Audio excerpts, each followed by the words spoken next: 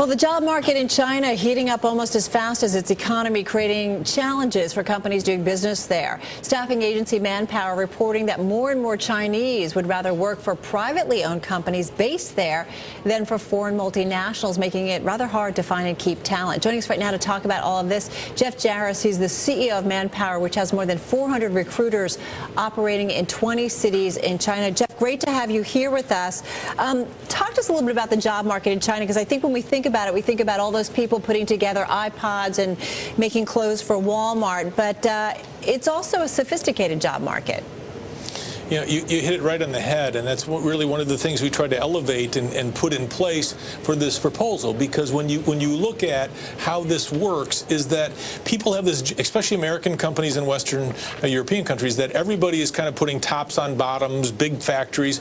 But that's not true. When you look at the management skills, the HR people, the finance people, these are top people that actually their pay grades and salaries are very similar to Western, but they're being treated kind of as this one big China population. Well, you know, and in our lead into you, we talked about how the Chinese would rather work for privately owned companies based in China rather than for foreign multinationals. What kind of problems does that potentially create for the likes of Caterpillar, General Electric, Procter & Gamble, Coca-Cola? The list goes on and on.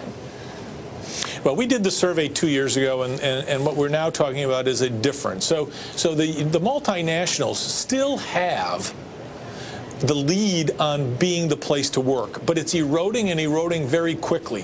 There still are more people who feel as though the multinational or the foreign-owned companies create a better environment. But it's almost, you know, half of what it was before, just in 2 years. And we know the Chinese companies are increasing benefits, increasing development, and increasing their management wherewithal. So the Caterpillars of the world, it's really a wake-up call that says you got to be doing a lot of things right, because those Chinese national companies are on your heels right now. Well, do you think U.S. companies are listening?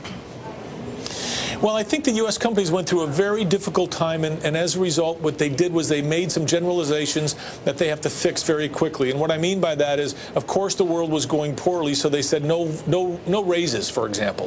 Well, no raises in China when they've been doubling their business, and there's many alternatives. They're going, well, it doesn't make any sense for me. So the U.S. companies have to break away from their normal mature market HR strategy, development strategy, and create a China, India only development strategy to keep up. Now, you guys as a company, you've had incredible rapid growth under your tenure. Talk to us, though, specifically about the growth in China. We talked about 400 job recruiters working in 20 Chinese cities. That's up from what, a year or two or 2 years ago? Oh, probably, if we go back to 3, we were in 3 cities with maybe 75 to 80. We've really expanded west because that's what the government is interested in doing, and we see lots of business there. And when you look at a labor market and you look at our opportunity in labor markets, China is it. So it is clearly the next wave of growth for us. We still have 3 to 5 to 8 years kind of in that mature market, European market, Middle East. But when we get into 3 to 4 or 5 years from now, China market is already great for us. It's going to be by far our top market. You know, Jeff, there was a story today in the New York Times reporting today that more Chinese students are coming to the U.S. for education, replacing India as the most popular international students there. How does that dynamic, if you will, play into this?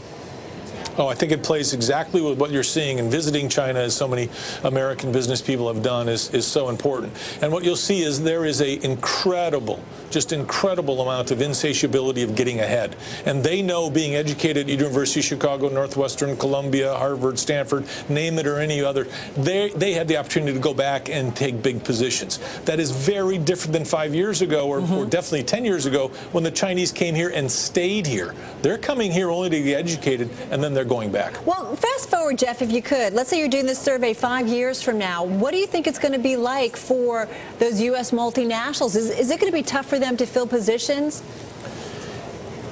Oh, no doubt. It's going to be very similar to the U.S. So what we've got in the U.S. is the ability to say, I differentiate myself versus the company down the street.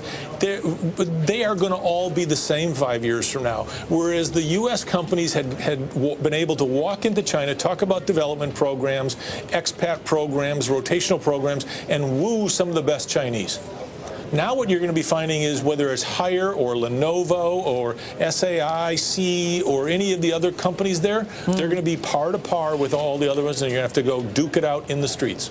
All right, got it. Hey, Jeff, thank you so much. Great to get some time with you. Yep. We appreciate it. Jeff Joerres, everybody, over at Manpower. He is the CEO of that company.